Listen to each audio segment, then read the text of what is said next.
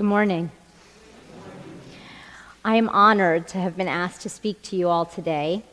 I especially want to thank Reverend Anastasia Zinke, Nancy Olson, Gregory Sanders, and Annie Rahill for their help and wisdom, and to Anita Lerke for sharing her beautiful voice, and to all of you for inviting me to be here with you on this beautiful Sunday morning. Snowy, but beautiful. My name is Anita Joshi, and I was born and raised as a Hindu in New Jersey.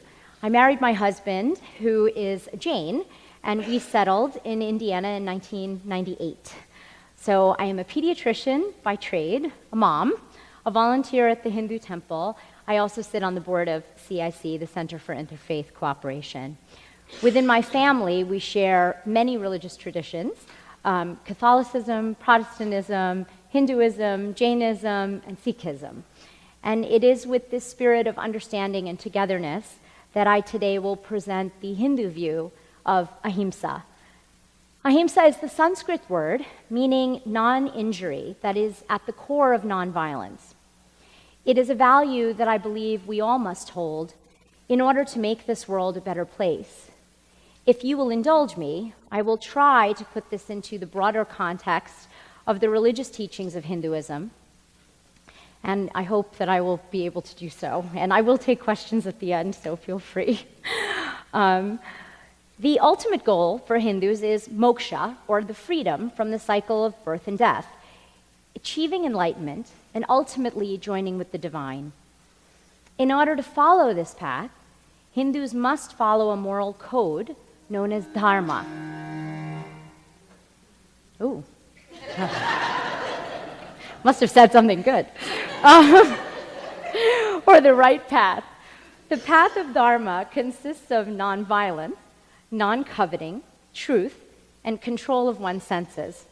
I'm sure those rules sound quite familiar to anyone of any religious tradition. Hindus also believe in the principle of karma, that our actions incur some reaction, and our goal is to minimize that negative interaction. With those two basic beliefs intact, Ahimsa, or the path of non-injury, becomes the critical pillar to achieving this enlightenment. We'll talk about this in detail, and it's important in our daily lives. What is nonviolence? Is it simply that I will not beat you with a stick? That I will not act violently towards you or scream obscenities at you? So if I do this, I'm a nonviolent person, right? No. It's much more meaningful than that. Can anyone guess the two words in the English language that are at the root of all violence? Give me a guess. Anybody? The root of violence. Those are great. I would put forth that those words are I and mine. As soon as I see the difference between you and me, I have potentially started on that road of injury towards you. Hindus believe that the divine is present in all of us.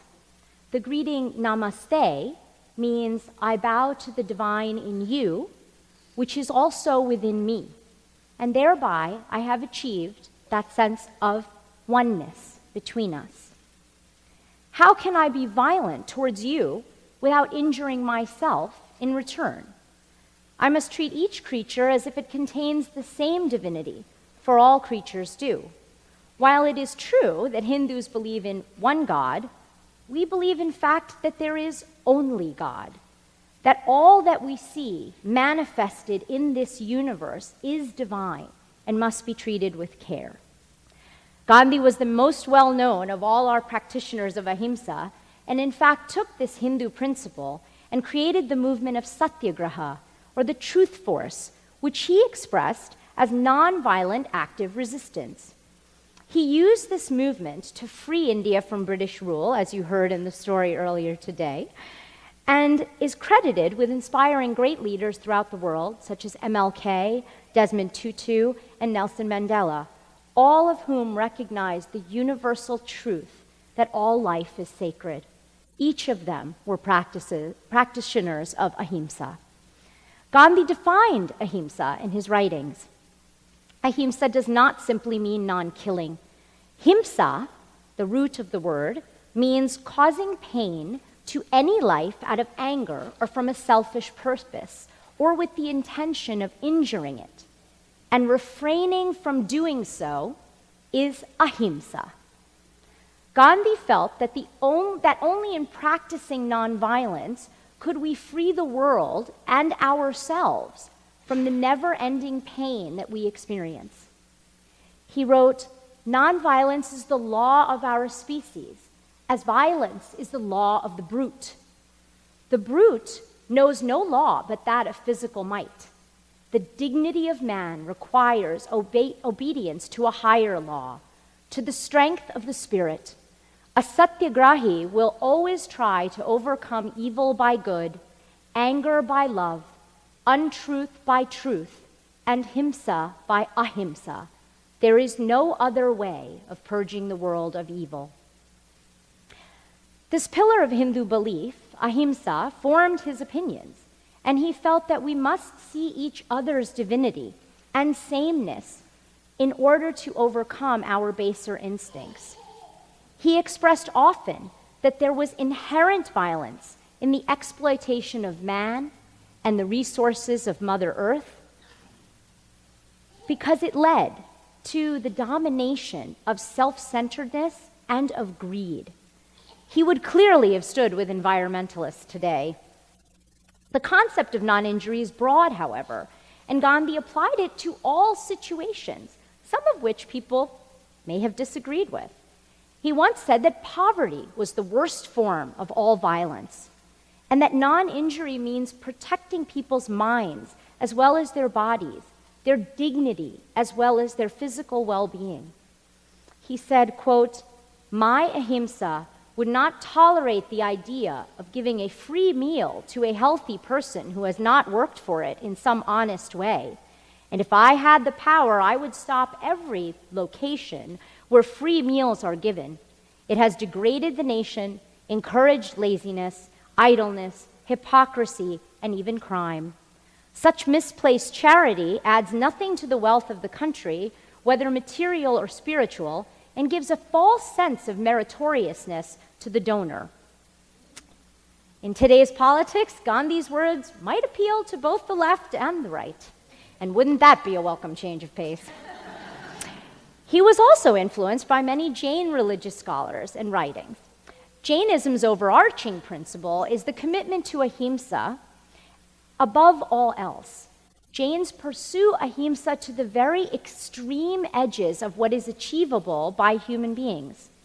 Jains not only practice vegetarianism, but they do not eat root vegetables because you have to pull out the plant and disturb the creatures within the soil and kill the plant in order to eat that food. They drink filtered water. They do not eat after nightfall because of the fear that they may inadvertently consume insects that they could not see.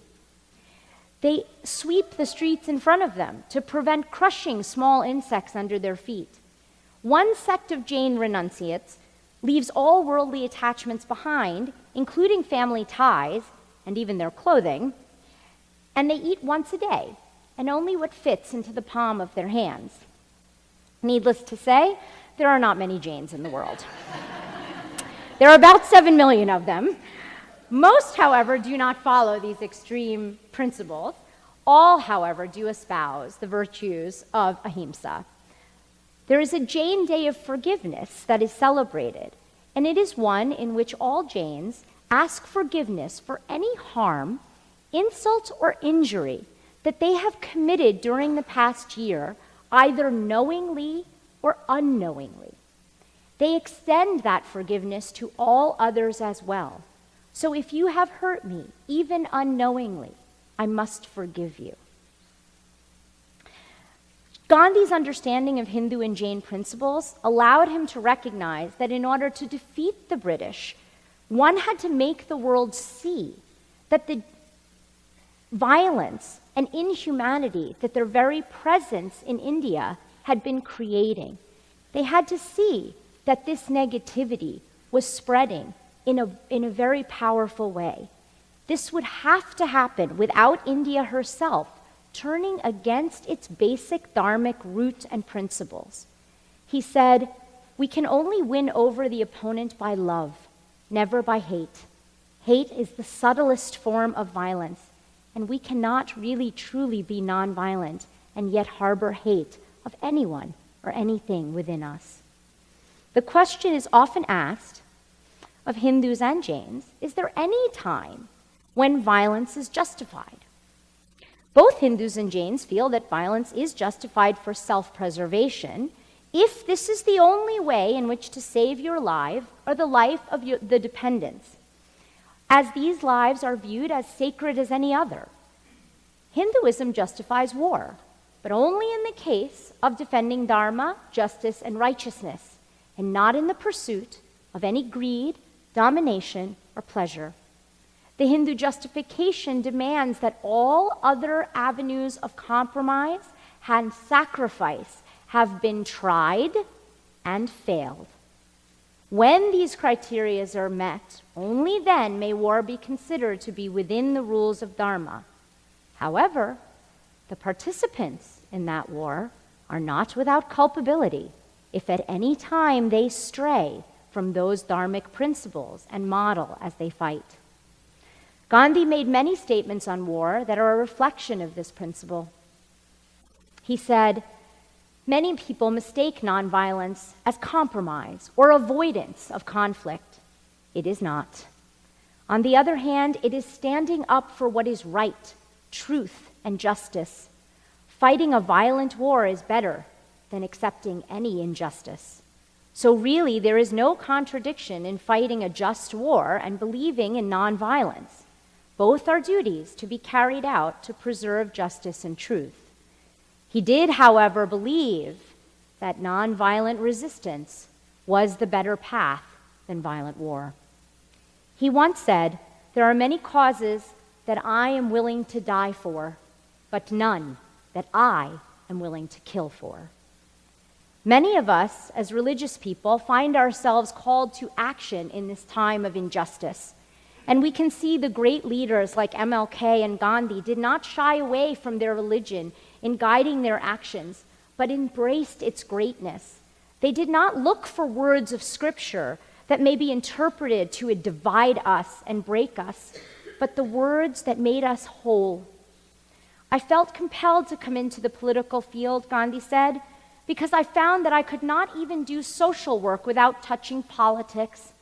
I feel that political work must be looked upon in terms of social and moral progress. In democracy, no fact of life is untouched by politics. Indeed, religion should pervade every one of our actions. Here, religion does not mean sectarianism. It means a belief in ordered moral government of the universe. It seems that our political leaders have forgotten that the universe is one, that we are one, that God is one. How can we, in an era of negativity, reinforced by the violence of word, thought, and deed and action, combat the forces that wish to do us harm? We can only combat these forces by being courageous and speaking out against injustice at every opportunity. We must not allow the callous words or actions that we hear and see to go unaddressed. It is not easy in the era of instant messaging to teach our children to think before we act or tweet, but we must be the force of good and follow the righteous path, not a righteousness that leaves any part of creation out, but a righteousness that includes and celebrates all. Gandhi always interrupted injustice. He led the Salt March, boycotted industry that enslaved its workers, called for days of prayer and fasting, or a general strike, which paralyzed the British government, and he stood beside the poor and the marginalized. He would certainly be marching today. I believe all of humanity can take heart in the words of Gandhi. He said, "When I despair, I remember that all throughout history, the way of truth and love has always won. There have been tyrants, and murderers, and for a time, they seem invincible. But in the end, they always fall. Think of that, always. The concept of ahimsa is that of non-injury in thought, word, and deed. Ahimsa is a core principle of Hinduism and Jainism, and I would argue it is a core principle of all faith. It requires a willingness to reject otherness, a need to love all of God's creations. And with that, I will end my talk and open it up for any comments or questions. Thank you.